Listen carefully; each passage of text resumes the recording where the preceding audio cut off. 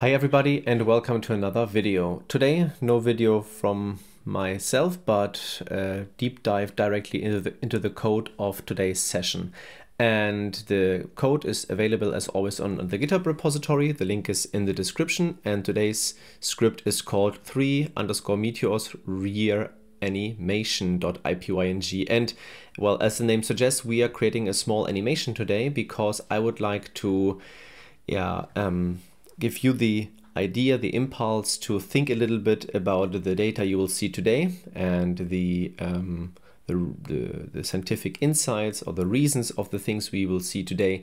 I will provide them next year, but I would really like to encourage you to get a look and a deep dive into the data you will see today. But well, instead of talking on some kind of meta level, let's go through our code a little bit. What is the goal today? Last time you may recall that we created this huge file, this huge image where we saw all the radiance of the meteors on the entire sky.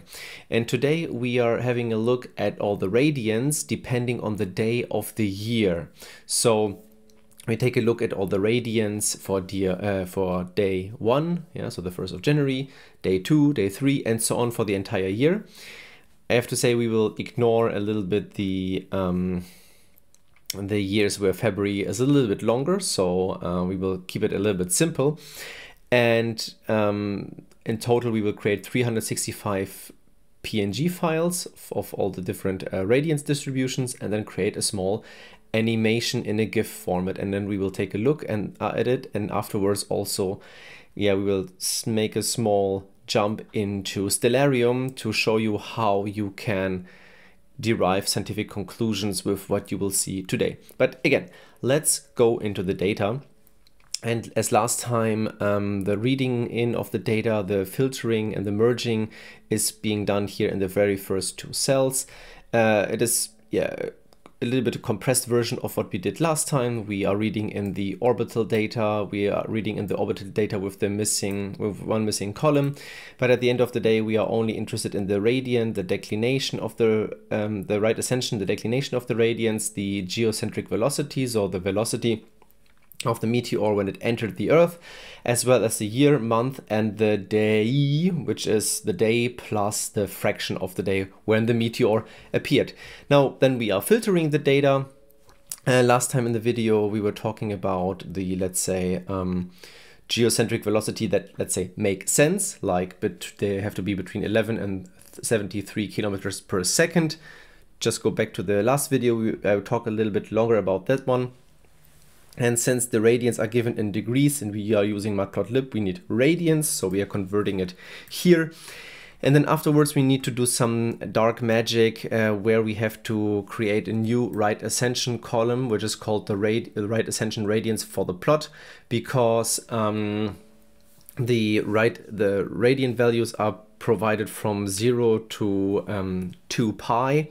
But matplotlib requires a format from -pi to +pi, so we have to do some conversion, and this is a script for those of you who have followed my videos. It's something that we are using almost all the time.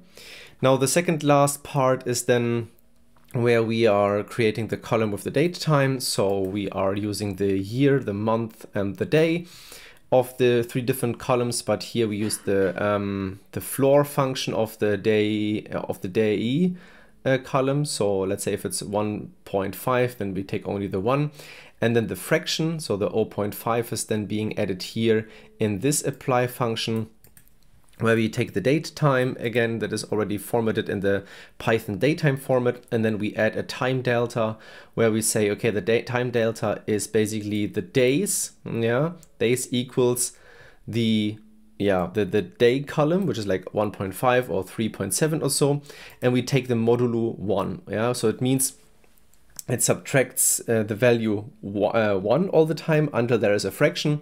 So 1.5 becomes 0.5, 3.7 becomes 0.7, and so on and so forth. So here we add some value between 0 and 24 hours to our final datetime so that we get the precise values.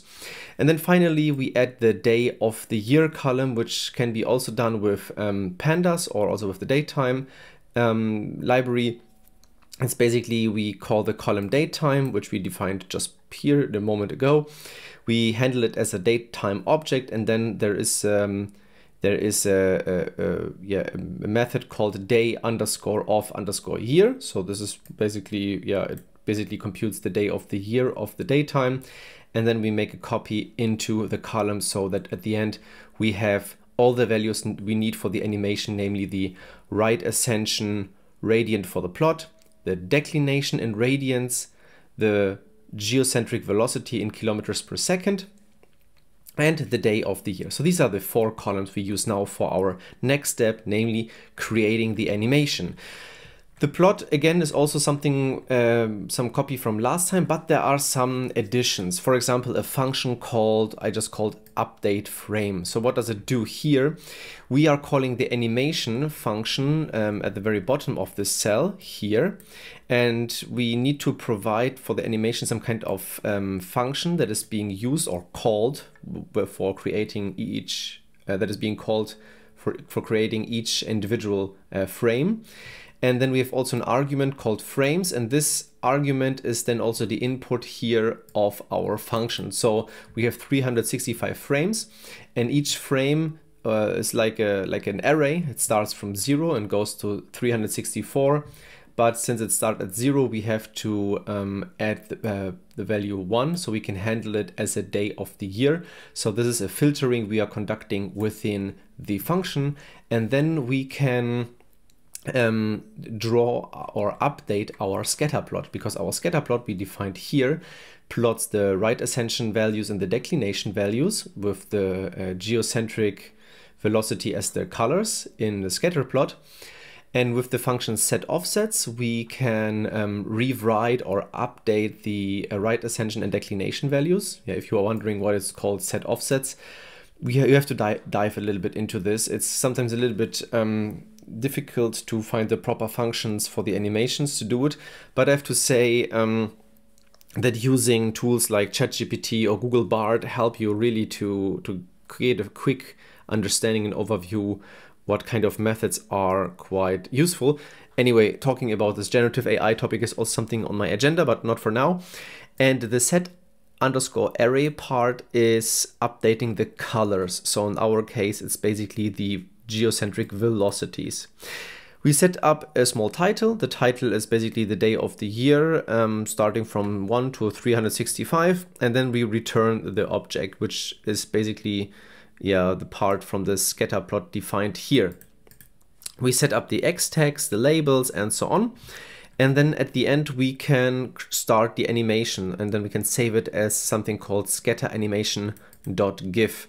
And for me as a warning, it says FFmpeg is not available because I didn't install it, so it's using Pillow. And you don't see the animation in Jupyter Notebook, you only see the very first frame, so it's quite static, but we can talk about it just in a moment. More importantly, I would say let's have a look first at the animation to see if we understand what we see. So the animation is stored in the same folder. It's not part of the GitHub repository because it's pretty huge. So if you have any problems, please let me know. And I would say let's have a look at the animation. Now we see here the day of the year at the very top of the figures and the title, and well, because our Earth is moving around the sun, and the sun during daylight, we cannot observe any meteors visually, only with radio data, and we don't have radio data, only visual data. We are limited we are only limited to night observations, so the sun has to be somewhere here in this dark area because there are no radiance, we don't see anything there. And you see here the distribution of the different radiance. We see sometimes the some clusters, which, you saw here a huge peak, which is most likely a meteor stream. And of course, it's depending on the year. Like last time we said, the Perseids in August or the Geminids in December. The color is here the geocentric velocity, ranging from 11 to a little bit over 70 kilometers a second. And what we observe here, and we didn't see last time, is some kind of distribution between, let's say, the red and the blue area. So we have here the red area moving from the right to the left a little bit. And a little bit behind, we have the greener and then the blue area that is following the red one from right to the left. So yeah, it seems that the high velocity particles are somehow gathering and the slow velocity particles are also somehow gathering. And my question to you is why? How does this happen? And I would like to give you some hints how you could get an understanding on it. And you can, and of course, the community is growing here on this channel, but I would strongly suggest to use the comment function here and have a discussion what it could be. Yes, small spoiler alert. Okay, not really a spoiler. I won't say the solution now, but we will give a solution next week, so next weekend. But in the meantime, I think this is a pretty nice task for you to get an understanding or get some idea why there is this kind of strong distribution. Now let's have a look at a certain particular date, how you could start working on it. Like, for example, you choose a certain day of the year. I would suggest maybe something in June or maybe beginning or mid of the year. So you have it like here, for example, at day 180 is around the mid, which is here now. So day 108, you saw the red blob was at around 0 hours. Then check a little bit where was the blue bubble, yeah, and just get an understanding what does it mean 0 hours, 22 hours, how many degrees are this, so that you get an understanding first of the distribution where these particles may come from. And then you can of course use stellarium. Yeah, stellarium you see here. The time where I make the video, so the 14th of January, and it's around lunchtime.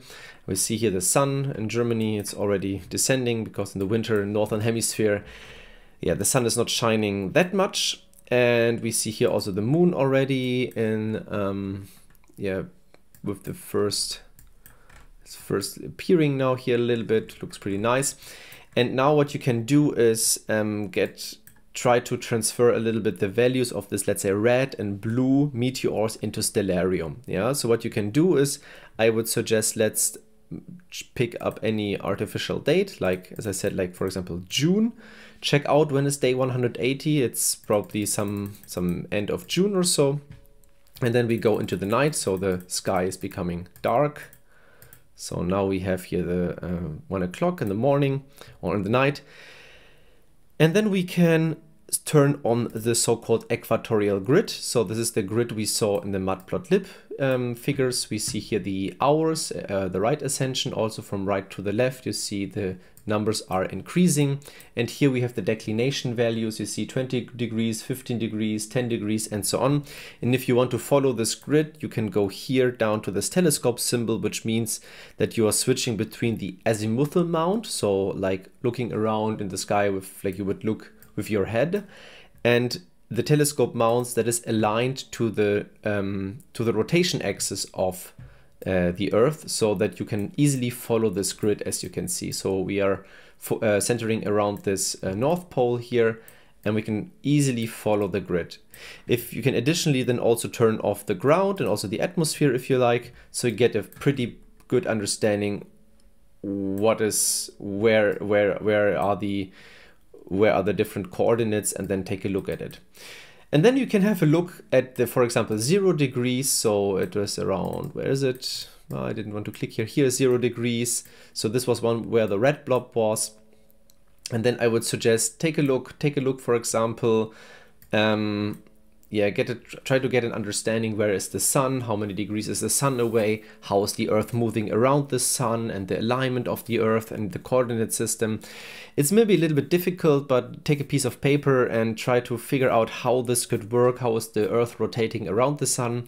And these are some of the, let's say, building blocks that you need to get an understanding why we have this, let's say, red-blue distribution.